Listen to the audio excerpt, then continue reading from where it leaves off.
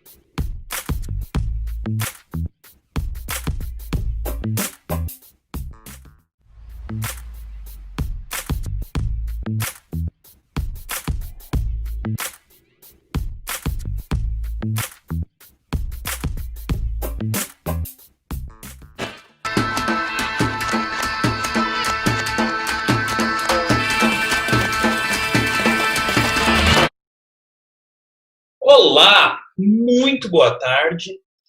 Voltamos aqui, nós tivemos um pequeno problema técnico. Então vamos voltar aqui. A gente estava conversando com o Perulan Monteiro, do Rio de Janeiro. Ele estava falando um pouco sobre a iniciativa aí que os companheiros tiveram do ato Fora Witzel e Fora Bolsonaro que eles organizaram. Bem, então, assim, como eu acho que uma boa parte estava bem no meio da fala dele, a hora que a gente caiu, eu queria que você pudesse começar do começo, Juan. Bom, vamos lá. Recapitulando aqui, né? A gente aqui no pessoal do Rio de Janeiro, a gente seguiu a tendência que a gente já vinha observando de pequenas manifestações, né? Na rua mesmo, ao contrário do que boa parte da esquerda costuma defender, né? De que não é possível fazer mobilizações na rua. A gente seguiu o exemplo dos companheiros de Brasília que haviam feito manifestações anteriormente, e aqui no Rio decidimos que a gente também ia fazer. A gente atua como no sentido de ser um primeiro chamado para poder alavancar a luta, né? Para levar a luta adiante, para mostrar que, bom, é possível fazer atos na rua e a gente deve fazer o possível para que eles de fato aconteçam. A gente viu semana passada que houve uma plenária da Frente Brasil Popular que aprovou um ato nacional pelo Fora Bolsonaro.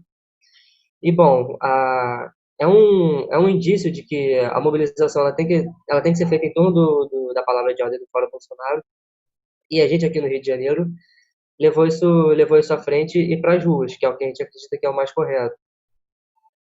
Fizemos um ato agora nesse último domingo, com a presença dos militantes do PCO, dos militantes da Aliança da Juventude Revolucionária, os companheiros dos comitês de luta contra o golpe, e a gente nesse sentido de também dar um exemplo de que é possível acontecer manifestações de rua. Aqui no Rio de Janeiro também tiveram outras manifestações agora, que servem para poder... É mais uma forma de exemplificar, né?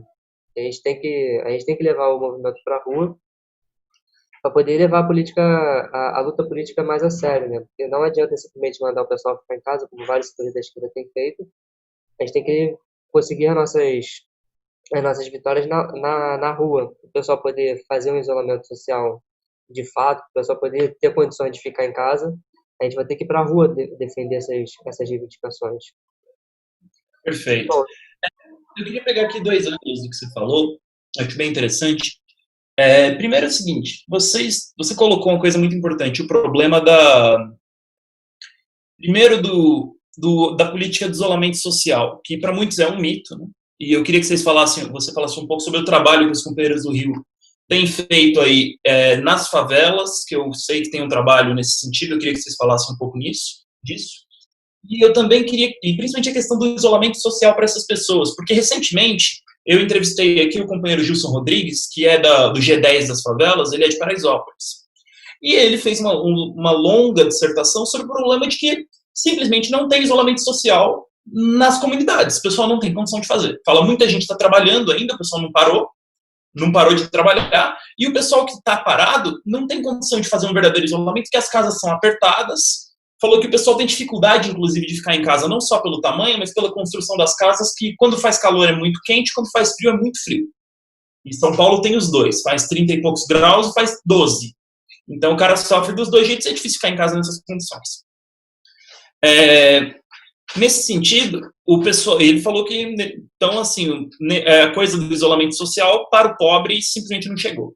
Aí eu queria que vocês falassem um pouco sobre esse problema. E, em outro caso, eu queria que você falasse um pouco sobre o problema da organização de atos que, independentemente aí do tamanho, eles têm uma importância de contra-atacar a política da esquerda, que basicamente proibiu ato público.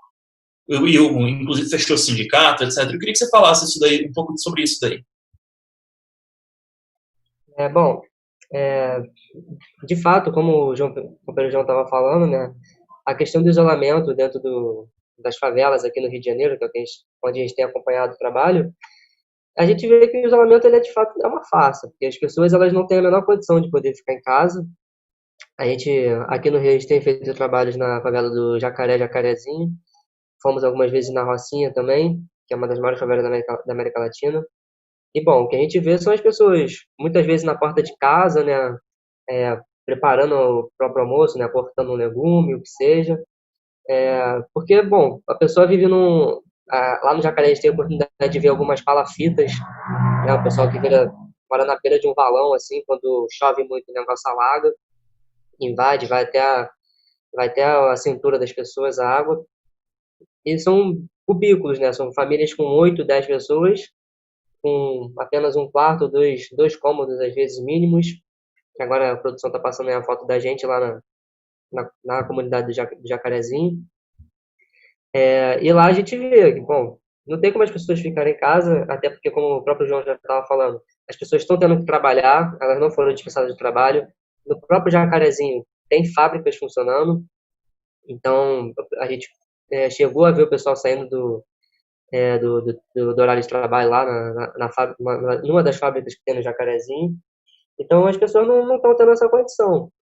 Outra coisa que a gente também tem observado é quando a gente vai falar do auxílio emergencial, que é um valor irrisório, né? Para as pessoas falam que por R$ 600 não dá nem para alimentar a família inteira dentro de casa, quem dirá para poder pagar o resto das contas. Então, além de ser um valor muito, muito pequeno, né? A maioria das pessoas lá sequer está recebendo. Muitas pessoas têm problemas com a própria tecnologia, né? Que já dificulta, e várias pessoas tiveram acesso negado mesmo, né? Por motivos totalmente inexplicáveis. Não dá para, não temos como, eles alegam sempre tem sempre alguma desculpa, né, para poder não liberar o auxílio para as pessoas, né? Então tem uma série de pessoas que quando a gente conversa sequer receberam esse auxílio, então não tem o menor cabimento deles manterem nenhum tipo de isolamento. Agora, sobre o outro ponto que o João havia comentado, bom, a gente entende que a gente vai na contramão do que a esquerda tem defendido, né? De que não é como, não basta simplesmente ficar em casa, realizar atos virtuais, realizar panelaços. Não vai ser desse jeito que a gente vai derrubar o Bolsonaro e quem dirá manter um isolamento social para as pessoas que precisam desse isolamento de fato, né? A gente tem que ir lá e lutar pela proibição de demissões, para que as pessoas, para redução da jornada de trabalho, para aumento no número de transportes públicos, que é uma coisa que não tem acontecido aqui no Rio de Janeiro. Aqui no Rio de Janeiro eles reduziram as frotas de ônibus, então o pessoal está tendo que pegar ônibus lotado. A gente vai pegar um ônibus para poder ir para alguma atividade, a gente tem a oportunidade de presenciar isso também. Os ônibus eles ficam mais cheios pela, pela quantidade de pessoas que continuam indo trabalhar e pela quantidade de ônibus que ainda está circulando, né? Então a gente atua nesse sentido, né? De dar esse exemplo de que tem como fazer atos na rua e que, bom, se ninguém faz, a gente vai lá e faz. A gente tem que manter a nossa coerência política. Acho que é isso, Perfeito. João. Não sei se eu contemplei tudo. Não, eu acho que sim, tá bem claro. Eu queria que você falasse um pouco sobre a situação geral do Rio. Eu queria primeiro, você mencionou o problema dos atos do dia 13, convocação da Frente Brasil Popular. Eu queria que você falasse um pouco sobre a preparação do ato, onde é que vai ser, como vai funcionar o ato do dia 13 no Rio de Janeiro, a convocação aí do partido, em função das questões aí do Rio de Janeiro. Outra coisa que eu queria que você falasse é o seguinte: o Rio de Janeiro se tornou palco aí da política nacional também, à medida que a Polícia Federal entrou em conflito aí com o Dr. Wilson Witzel, né, governador do estado, e apareceu aí batendo na porta dele, vendo questões dos desvios de verba que teriam acontecido em função da pandemia. Recentemente, o Witzel também declarou sigiloso vários gastos que foram feitos durante a pandemia. E ainda mais, eu queria que você falasse uma outra questão. O Rio também está numa situação delicada no que diz respeito aos hospitais de campanha e da saúde em geral. É uma crise que existe na relação aos UTIs e, pelo que eu entendi, tem muito hospital de campanha parado. Como é que está a situação da saúde no Rio? O que vocês viram? O que vocês ouviram dos moradores, etc. Nesse sentido também. Então, os atos e as questões aí da saúde no Rio. Bom, o ato do dia 13, né, que foi aprovado pela Frente Brasil Popular, a gente aqui no Rio de Janeiro vamos fazer um ato de rua, seguindo o exemplo do que tem acontecido, né? A gente vê mundialmente as pessoas fazendo ato na rua. Então, se eles aprovaram um ato que aparentemente vai ser virtual, nós vamos aproveitar essa data já definida nacionalmente e marcar uma presença, né, de fato, que é nas ruas. Aqui no Rio de Janeiro a gente está organizando para fazer na Cinelândia, que é um local já tradicional de manifestações. Estamos marcando para as 13 horas. E estamos fazendo esse trabalho de convocar as outras organizações. Esperamos que tenha mais adesão, a gente conseguiu levar algumas pessoas no último ato, a tendência é que no próximo tenham mais pessoas, até porque foi uma resolução aprovada nacionalmente, né? Então, o outro comentário que o João pediu para fazer foi sobre a questão dos hospitais aqui no Rio de Janeiro, né? Bom, pelo que a gente tem conversado, a gente vê nas clínicas da família, né? Nas favelas costumam ter algumas clínicas da família. Quase não. São poucas pessoas trabalhando lá, trabalhando em condições péssimas, não tem a menor condição de internar ninguém numa clínica da família, né? Não é nem esse o objetivo principal. E, bom, eles estão com uma série de dificuldades lá, né? Nos hospitais, em geral, quando a gente vê, é sempre o problema da superlotação. A indicação geralmente é que a pessoa sequer vá para o hospital se ela tiver com sintoma, né? A não ser que esteja num estado muito grave. Geralmente vale mais a pena você ficar em casa do que você ir para o hospital, tentar se medicar dentro de casa mesmo. Então, esses hospitais de campanha, como a gente está vendo aí, também não estão tendo funcionamento adequado. Quando a gente conversa com o pessoal na rua, a gente vê que boa parte das pessoas não, elas preferem nem ir para o hospital. E aí, quando a gente conversa com eles, sempre tem alguém, conhece alguém que já morreu de alguns sintomas que não dá nem para, elas não são diagnosticadas com Covid, mas que tem todos os sintomas, né? São um indício. Lá na favela do Jacarezinho, por exemplo, que é uma favela muito grande aqui do Rio de Janeiro, é uma das maiores, junto com o Complexo do Alemão, ela é dividida em vários setores. E numa das regiões lá, um contato nosso lá, ele falou, bom, só aqui nessa região onde eu moro já morreram 11 pessoas. E não dá nem para saber, né, do resto das pessoas que morreram por outros motivos. Mesmo nesses casos, né? Então, a gente está vendo que a situação é bem complicada aqui no Rio de Janeiro. A gente está, nossos números bateram a China, né, no número de mortes. Então, a tendência é que numa metrópole como essa daqui, a coisa é, vai de mal a pior, porque a tendência que a gente tem visto é de afrouxamento do isolamento social, que já era ridículo, já era totalmente parcial. A tendência é que ele diminua ainda mais. Então, o número de mortes ainda deve seguir aumentando. Certo. Bem, a gente tem feito aqui no Página 1, um aviso a todos. Queria agradecer o superchat da companheira Irma Lula Jazewski, cumprimentar todos que estão no chat, a Esmeralda, a Maria Ângela, a Cristina, a Ana, o Wellington e todos os outros que estão acompanhando o Página 1 de hoje. Nós temos feito trazendo uma série de convidados aí, militantes que estão na linha de frente aí do combate à extrema-direita e ao governo Bolsonaro para falar sobre as coisas que têm acontecido no país. A gente ouviu aí o depoimento do companheiro Luan. Eu faço o convite para ele comentar algumas das outras notícias que nós temos, que são de política nacional, né? Mas é muito interessante ver aí o trabalho dos companheiros do Rio, que é uma região que tem enfrentado muitas dificuldades no último período. O desemprego aumentou muito durante o golpe, por conta da destruição da indústria naval, e, é claro, do ataque geral à economia nacional, que provocou uma onda de desempregados. E agora, com o governo Bolsonaro, tem sofrido também muito. Bem, ainda sobre a política geral, nós temos aí alguns pontos que acho interessante comentar, né? A gente está falando sobre economia, a produção industrial aí caiu 18,8%, que é o pior resultado da indústria em 18 anos, que demonstra aí que o próximo período vai ser marcado pela onda do desemprego e por um ataque geral contra os trabalhadores brasileiros aí por parte da burguesia. Eu acho que nessa questão a gente tem que tomar muito cuidado, a divulgar muito o que está acontecendo, porque eles estão usando a pandemia, o plano de redução de salários e cortes, ele já foi estendido para 2 anos. Quer dizer, depois da pandemia, ainda está valendo as leis da pandemia para o ataque aos salários. Só que os patrões vão estar ganhando dinheiro. Nesse momento aqui está tudo parado. Quando começar a voltar, o trabalhador não vai ter restaurado os seus direitos. Então fica aí se a gente vê um ataque generalizado contra a classe trabalhadora. E a necessidade aí de reativar as organizações operárias, os sindicatos, tomar as ruas aí para enfrentar esse avanço contra os direitos da população. Porque, infelizmente, o trabalhador brasileiro já não tem muita gordura para queimar, o pessoal não tem economias, o salário não dá folga para pagar as contas. Se o pessoal tiver uma redução no custo de vida, muita gente vai entrar no esquema de não conseguir pagar o aluguel, não conseguir pôr comida na mesa e assim por diante.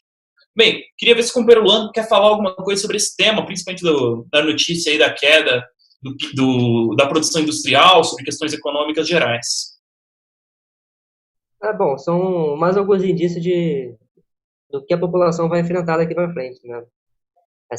Uma recessão econômica, ela tem tudo para piorar a situação. A gente aqui no Rio de Janeiro, a gente pode ver alguns preços que estão ficando absurdamente caros, né? Vários alimentos essenciais estão com preço muito caro, então a população aqui ela vai sofrer bastante nesse sentido, né? Então, é, a gente vê, por exemplo, quando a gente vai fazendo essas atividades, a gente vê que algumas pessoas conseguem uma ou outra cesta básica, mas nem esse trabalho, né, que às vezes a própria direita costuma fazer, nem isso ela tem feito. Num dos dias que a gente estava para fazer atividade no Jacarezinho, ia acontecer uma distribuição de cesta básica lá, e aí a polícia interviu, a polícia chegou no dia para poder fazer uma operação e, bom, nem a cesta básica o pessoal conseguiu pegar, né? Então, essa recessão vai deixar o pessoal numa situação mais complicada ainda. E eu não entendi, você fala um pouco sobre isso, essa questão da repressão. A polícia estava tendo uma distribuição de cesta básica por parte de entidades aí do governo, ou eram entidades não governamentais? E a polícia entrou e impediu a distribuição de alimentos? Então, estava programada para já ter essa distribuição, a gente conhece pessoas lá que trabalham nesse sentido, né? Essa em específico, eu não sei exatamente quem estava por trás, mas ela ia ser feita na própria associação de moradores de lá. E aí, por coincidência, no dia da tal distribuição, 5 horas da manhã, o pessoal acordou com rajada de tiro lá, o pessoal invadindo casa das pessoas, revirando a casa de todo mundo. E aí ficou, sei lá, a manhã inteira tendo troca de tiros, né? Eventualmente um tiro aqui, outro tiro ali. Coincidentemente, na data da distribuição da cesta básica. Então já a polícia fazendo o seu trabalho de casa, né? Certo. Então nós temos aí, então nessa situação a gente teve aí um problema que não só o pessoal não está conseguindo comprar o alimento, como quando é distribuído a polícia militar intervém.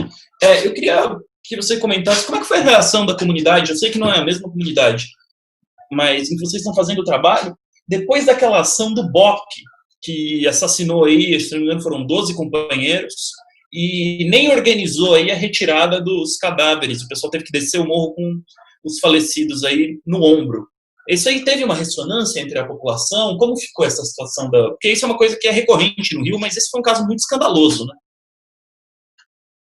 né? Com certeza. É recorrente, o pessoal está, de certa forma, acostumado. Contudo, ele foi bem marcante, né? Porque, a princípio, no começo da pandemia, o BOP havia reduzido suas atividades, né? Então, o número de mortos, incrivelmente, estava caindo, mas agora ele já tem voltado a trabalhar, né? Então, continua acontecendo. O pessoal lá do Jacarezinho, eles já teve ao menos 2 fins de semana, assim, desde que a gente começou a ir lá, que eles também passaram por essa experiência, já teve operação lá ao menos em 2 fins de semana, pelo que eu me lembro, talvez possa ter sido mais. E eles têm esse costume lá, a gente estava fazendo uma reunião com os moradores de lá numa das quadras de futebol, e assim, ao redor da quadra você vê vários, vários buracos de projéteis nas paredes das casas, né? Eles passam ali mesmo, o helicóptero, mesmo na quadra, onde pode ter criança em determinados momentos, né? Na maioria das vezes tem criança, né? A quadra sempre fica cheia de crianças brincando ali, soltando pipa. E normalmente o helicóptero passa ali, dando rasante, dando tiro na população. Então, no geral, eles estão acostumados. Esse aí foi esse caso dos que morreram agora no Complexo do Alemão, eles marcaram também, o pessoal sempre faz esse comentário, né? E eles entendem que, bom, a polícia ela tá ali para reprimir a população mesmo, né? Ninguém ele gosta de ter a polícia adentrando suas casas, passando pelas suas ruas desfilando de fuzil, essas coisas. Beleza. Bem, aí a gente tem depoimentos sobre essas questões do Rio, e eu vou emendando, você falou do problema da repressão policial, etc. Isso que sempre teve ligado aí, nós temos relatos sobre o problema dos Estados Unidos, né? Nos Estados Unidos, a situação aí saiu do controle, né? E nós temos uma revolta generalizada nas cidades, e tem relatos aí de que até as polícias locais abaixaram os escudos das tropas de choque em deferência aos manifestantes, num sinal assim de rendição de parte do aparato repressivo, que não quer brigar, não quer entrar em conflito. Naturalmente tem um pouco está sendo instigado isso daí por uma parte do setor da burguesia que é contra o Trump, mas é muito interessante ver que os protestos contra a repressão policial tomaram as ruas, venceram, inclusive, a repressão em vários lugares, e agora se torna um movimento político geral aí que quer o fim aí dessa repressão, dessas polícias que estão fortemente armadas, do uso das forças federais, como a Guarda Nacional e até o Exército Permanente norte-americano para repressão. Isso é muito interessante de ver, porque alimenta muito a situação no Brasil, né? Em Curitiba teve um ato aí instigado pelos eventos nos Estados Unidos, e nós temos aí dia 7 agora, se eu não me engano, um ato em São Paulo, no MASP, que está também fazendo referência a essa questão da morte do George Floyd e da repressão policial em geral, que é um caso americano, mas também é um caso brasileiro, que tem muito no Brasil. Você quer fazer um comentário sobre isso, Luan? Bom, aqui cabe reforçar que também algumas organizações já estão chamando um ato para esse domingo também. Ainda ainda não sei exatamente qual vai ser o local, até porque parece que as próprias organizações não entraram em um consenso exatamente. Mas aqui também tem eles também são impulsionados por esse movimento que está tendo lá nos Estados Unidos. E a pauta, ainda que algumas organizações de esquerda tentem travar, a pauta é sempre pela dissolução da polícia militar. No caso aqui do Rio de Janeiro, eu nunca conversei com um morador de favela que seja a favor da polícia. Até hoje, nunca tive esse privilégio de conhecer essa pessoa. Aqui as pessoas, elas sabem que a polícia vai na favela para poder reprimir eles. Então, quando a gente vai discutir a política, né, com as pessoas dentro das comunidades, todo mundo sempre fala da polícia. Até porque a polícia, às vezes, pode atrapalhar o nosso trabalho lá, então, às vezes, a gente nem consegue falar com as pessoas por causa da polícia. Então, a polícia é sempre um entrave para a população viver minimamente, né, porque elas correm risco de vida na mão da polícia. E para o próprio resto do movimento político, né, eles estão sempre ali dispostos a fazer uma repressão a movimentações. Nos atos que tiveram aqui agora em Copacabana, no Rio de Janeiro, a gente teve a oportunidade de ver a polícia fazendo um cordão de isolamento para os coxinhas, enquanto do outro lado da rua havia o pessoal da torcida do Flamengo lá fazendo um contra-ato, né? Então, a gente vê exatamente para que a polícia está ali. Então, é mais do que é mais do que o apropriado de botar em pauta, de trazer como palavra de ordem o fim da polícia militar. Está mais do que na hora. Aqui no Rio de Janeiro, então, é uma palavra de ordem super popular. Perfeito. Bem, então nós vemos aí que o problema da polícia militar tem se tornado uma bandeira de luta de todo o movimento aí, e eu acho, nesse sentido, eu queria trazer um debate para você. Eu tive no ato de domingo agora, das torcidas organizadas, tudo o PCO aqui em São Paulo teve presente, na Avenida Paulista, e uma coisa que eu notei era uma divergência aí, era uma palavra, dois significados. Os torcedores exigiam democracia. E isso daí, para muitos companheiros, olharam e falaram, não, mas é a mesma democracia, mesma política que está sendo levantada no Manifesto Amarelo, com o que assinou o Luciano Huck, que também está pedindo democracia, etc. Não. Porque quando o Luciano Huck fala que quer democracia, ele está falando de defender o STF, o Congresso Nacional dominado pelo Centrão, defender aí o esquema de controle da burguesia através da farsa representativa. Lá, os torcedores falavam contra os deputados, contra os tribunais e assim por diante. Por quê? Porque esses companheiros aí, eles estavam falando da democracia real, aquela que representa efetivamente a vontade das massas. Quando eles falavam em democracia, eles opunham democracia à repressão policial. O companheiro da Gaviões da Fiel que fez um discurso falou que o problema é que eles têm que defender a democracia para impedir a volta da ditadura militar, da repressão, do estupro que o DOPS conduziu, de vários militantes e pessoas inocentes, da tortura, dos assassinatos e assim por diante. Então a gente vê o que você falou. A polícia militar, ela é um símbolo da ditadura militar de 64, da herança maldita aí que o Brasil tem e da extrema-direita. Tanto que os atos coxinhas de 2015 e 2016 foram marcados aí pela, como é que a gente pode dizer? Por uma, o pessoal ficou a gente batizou, isso foi uma coisa principalmente de São Paulo, né, que depois se espalhou. O coxinha em São Paulo sempre foi o policial que extorquia aí o pequeno comerciante para conseguir uma coxinha ali, em troca de não multar o cara, não deixar o ladrão roubar o estabelecimento, etc. É um símbolo da corrupção da polícia militar. Mas batizaram a direita de coxinhas na medida em que a direita de São Paulo começou a tirar foto com a tropa de choque que estava presente no ato. Então, nesse sentido, a polícia sempre foi um símbolo aí dessa repressão e dessa ameaça aí aos direitos democráticos da população. Os torcedores deixaram isso muito claro. E nesse sentido, eu passo a bola aí para o companheiro Luan. Bom, eu acho que cabe reforçar mesmo que o João está falando sobre essa questão de democracia, né? No caso daqui do Rio de Janeiro, o contrato que teve foi organizado pela Democracia Rubro-Negra, que é da torcida do Flamengo. Porém, as próprias torcidas aqui, aqui repara que a gente não está nem falando dos setores de esquerda, né? Das torcidas antifascistas. A gente está falando da população mesmo, né? Das próprias torcidas. No que está para ser chamado agora nesse domingo, a torcida Jovem Flá, ela já aderiu. Agora há pouco a gente teve uma nota da Raça Flá, defendendo a democracia também. Ela de alguma forma, tá dando algum posicionamento, né? Então, as próprias torcidas, né, a própria população que tem atuado, não são nem os setores mais organizados da esquerda.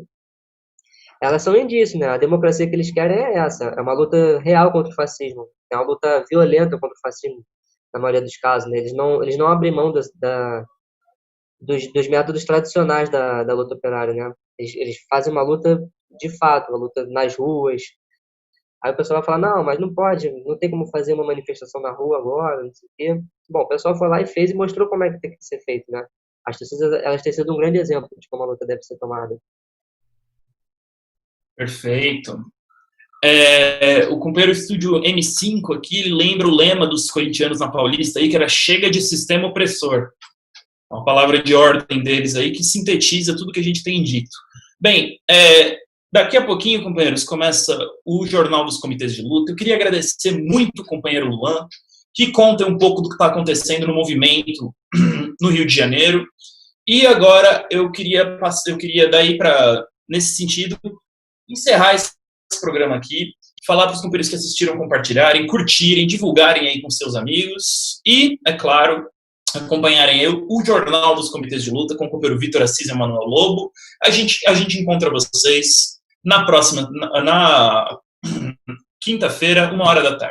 Muito obrigado, Luan. Se você quiser dar uma última palavrinha aí, para a gente encerrar.